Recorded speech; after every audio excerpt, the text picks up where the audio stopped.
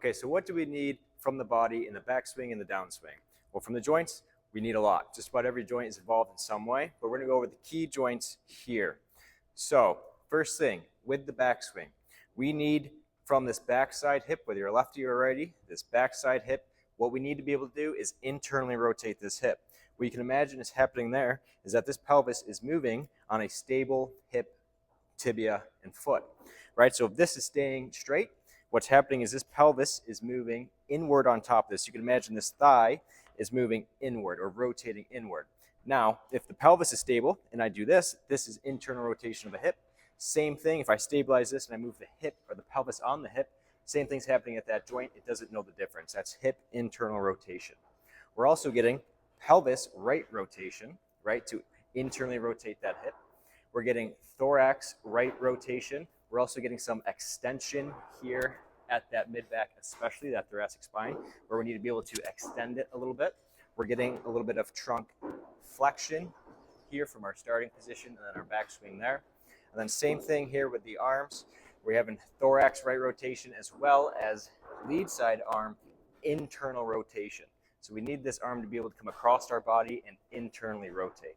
When it comes to this backside arm, very important, is we need this backside arm to be able to externally rotate. So if we imagine this position here, we need the arm to be able to do that.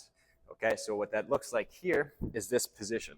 Again, especially if we're trying to keep that elbow in and tucked in for our swing plane mechanics there, it is vital that we have good external rotation of this backside arm. Otherwise, we can't quite get there. We get this elbow popping up, flying out, and that leads to all sorts of swing characteristics that we don't necessarily want, right? So all of these things need to work together to get us into that top of that backswing position comfortably, that we can do it repetitively. We don't have to think so hard to do it. And then we can work on other things like our timing and certain swing characteristics that are popping up. We can work on those without having mobility be an issue. So again, right hip or backside hip internal rotation. We need external rotation of this front side hip. So what's happening there, again, stable foot and hip. Pelvis is rotating this way. You can think this hip's almost like it's rotating out like this. But instead, this is staying where it is, and this pelvis is moving on top of it. That hip doesn't know the difference. All it knows is that it's opening up like that. Okay? So again, front side, lead side, shoulder, internal rotation, external rotation of the hip. Backside, shoulder, that's what this is, external rotation here, but internal rotation of this inside hip. This internal rotation tends to be an issue for a lot of golfers, and then this backside external rotation tends to be an issue as well.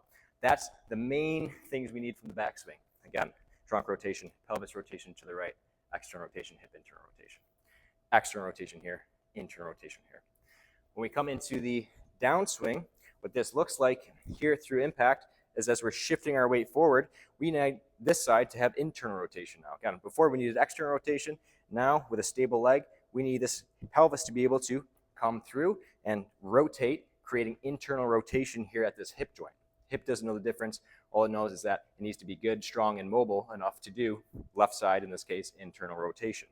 If we can't do that, all sorts of things start to happen where we try to avoid that internal rotation. Maybe we extend out, we push out like this. Any host of things can happen. If our body doesn't like being comfortable here, we can't get that hip back. We don't have enough internal rotation here, or if it's painful, right? Opposite here, we need external rotation. We need this foot to stay stable. We need this glute to be able to create external rotation to rotate this pelvis on this stable leg, creating external rotation here. Thorax trunk, obviously now we're doing, in this case, left rotation or lead side rotation. Pelvis is rotating towards that lead side.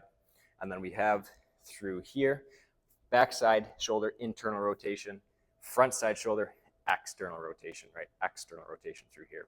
If we're lacking any of this, again, who knows what could happen to that club face if we don't have adequate right shoulder or back shoulder internal rotation or external rotation through here. What's it doing to our follow through?